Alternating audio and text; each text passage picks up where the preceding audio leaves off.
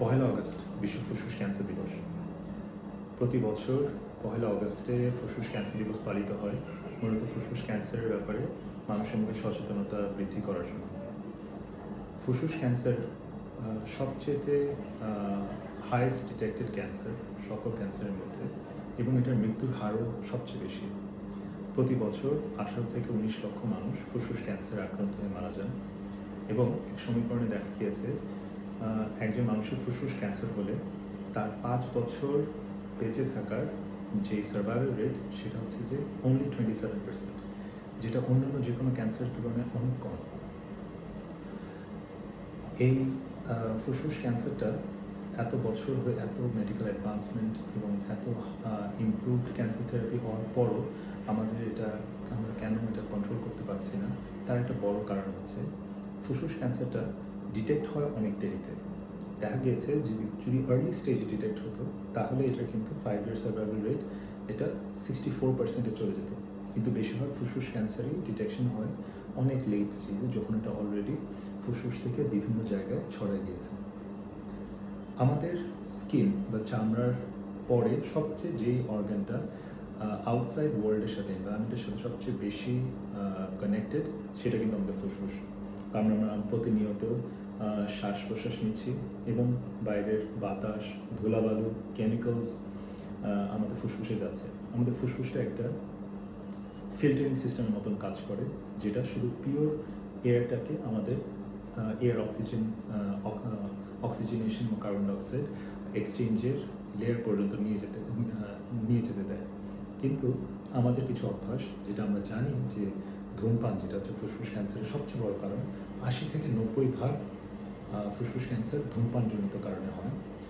কিন্তু রিসেন্ট স্টাডিজে বলছে যে এই সমীকরণটি একটু পাল্টাচ্ছে, এবং আউটসাইড এনভায়রনমেন্ট, পলিউশন, আপনার কেমিক্যাল, বিভিন্ন টক্সিক কেমিক্যালস ইনহেলেশন, ইভেন আমাদের গ্রাম অঞ্চলে যে চুলা ব্যবহার হয়, মাটির চুলা ব্যবহার হয়, ওখান থেকে নিষ্কাশিত যে গ্যাস, সেটা থেকে ফুসফুস ক্যান্সারের একটা বড় প্রবণতা আছে।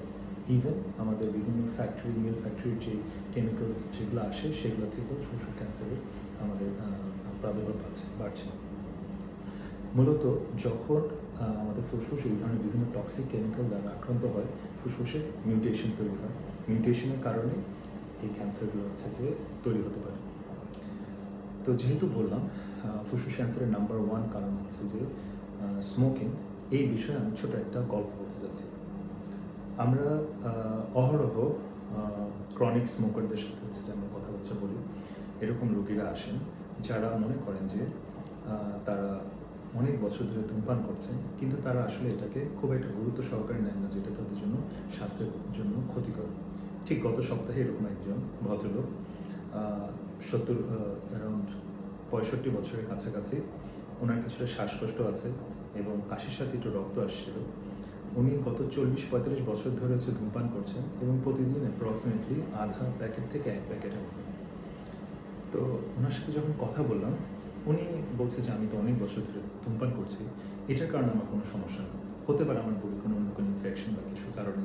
এবং তাকে আমি অনেক বোঝানোর চেষ্টা করছিলাম যে এইটা একটা বড় কারণ আপনার সিমটমগুলোর জন্য, কিন্তু সে মানতে রাজি হচ্ছিল না। পরে যখন আমরা ওনার বুকের এক্স-রে, সিটি স্ক্যান করি, দেখলাম যে বুকের বাম দিকে বড় একটা টিউমার, যেটার কারণে বুকের উপরে, বাম দিকের উপরের ভাগটা পুরোপুরি কোলাপস হয়ে আছে। তো আমরা ডিসিশন নিলাম এটা হচ্ছে বায়োপসি করার জন্য। তো আমরা ব্রঙ্কোস্কোপি করলাম ক্যামেরার সাহায্যে, ওই লোকেশনে যে বায়োপসি নিয়ে আসলাম। ওখানে দেখা গেল যে বেশ বড় একটা টিউমার, যেটা হচ্ছে যে বাম দিকের ফুসফুসের উপরের ভাগের রাস্তা পুরাটাই বন্ধ করে রেখেছে। বায়োপসির রিপোর্ট চলে আসলো 3 দিনের মধ্যে, as usual squamous cell carcinoma. So এটা হচ্ছে this is only one example. আমরা অহরহ এক্সাম্পল পাচ্ছি যাদের হচ্ছে যে ধূমপানের কারণে নর্মাল শ্বাসকষ্ট বা হাঁপানির সাথে ফুসফুসের ক্যান্সার ওতপ্রোতভাবে জড়িত। এবং শুধু ফুসফুসের ক্যান্সার না, কিছু রিসেন্ট স্টাডিতে আসছে যে স্মোকিং কিন্তু ফুসফুসের ক্যান্সার বাদে যে কোনো শরীরে যে কোনো ক্যান্সারই করতে পারে। সো আমি as a part of physician যে স্মোকিং সিচুয়েশন নিয়ে কাজ করি, এটা বিশাল অ্যাওয়ারনেস যে we always say prevention is better then cure, এবং ফুসফুস ক্যান্সারের ব্যাপারে এটা আরও প্রযোজ্য। সো এটা একটা অংশ। যারা ধূমপান করেন তাদের জন্য হচ্ছে যে this is the perfect time to stop smoking, because একদিন না একদিন this will hit you some way or the other. এবং তার সাথে আরেকটা গুরুত্বপূর্ণ, ওয়ার্ল্ড হেলথ অর্গানাইজেশন থেকে শুরু করে আরও যত লাংসের সোসাইটি আছে, আমেরিকান থোরাসিক সোসাইটি, NHS, সবারই একটা রেকমেন্ডেশন, বিভিন্ন ক্যান্সার স্ক্রিনিং যেরকম আছে, আমাদের ফুসফুসের ক্যান্সার স্ক্রিনিং আছে, যেটা আমরা করা হয় লো ডোজ সিটি স্ক্যানের মাধ্যমে। যাদের একটা স্পেসিফিক একটা বয়স এবং তাদের একটা স্পেসিফিক ধূমপানের হিস্ট্রি আছে, তাদেরকে আমরা প্রতি বছর বা প্রতি 3 বছর পর পরে একটা লো ডোজ সিটি স্ক্যান করাই, যেটাতে আর্লি যদি কোনো ক্যান্সারের কোষের মতন থাকে বা কোনো নডিউল বা কোনো গোটা থাকে ফুসফুসে, আমরা কিন্তু সেটা ব্রঙ্কোস্কোপির মাধ্যমে অথবা হচ্ছে যে অন্যান্য বাইরের সিটি গাইডেড বায়োপসির মাধ্যমে আমরা হচ্ছে যে বায়োপসি করে ডায়াগনোস করতে পারি। সো যদি আর্লি ডায়াগনোস করি তাহলে কিন্তু আমাদের বেশিরভাগ ক্ষেত্রে কিউরেটিভ ট্রিটমেন্টে যাওয়া যায়। এবং আপনারা জানেন এই আমাদের এখন অ্যাডভান্স ক্যান্সারের অ্যাডভান্সমেন্টের মধ্যে আমাদের টার্গেটেড কেমোথেরাপি আসছে, এবং টার্গেটেড কেমোথেরাপি কিন্তু বেশ ভালো কাজ করে, এবং এটা কিন্তু it helps peoples prolong their life এবং তার কোয়ালিটি অফ লাইফ ইমপ্রুভ করে, এবং তার সাথে কিন্তু আইভি কেমোর যে সাইড এফেক্টগুলো সেগুলো থেকেও রোগীরা বেঁচে থাকতে পারে। সো এই জন্য early diagnosis is very important.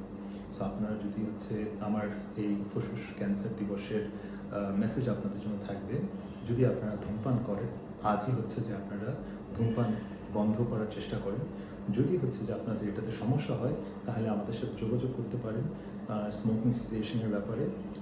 ইনশাআল্লাহ we can help you with that.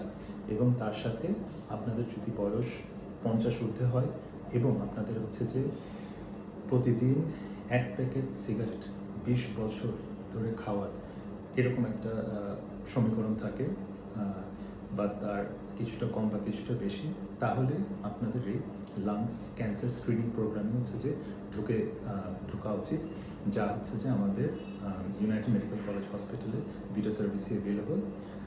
তাছাড়া যে কোনো ফুসফুসজনিত কোনো সমস্যার জন্য আমাদের সাথে যোগাযোগ করতে পারেন।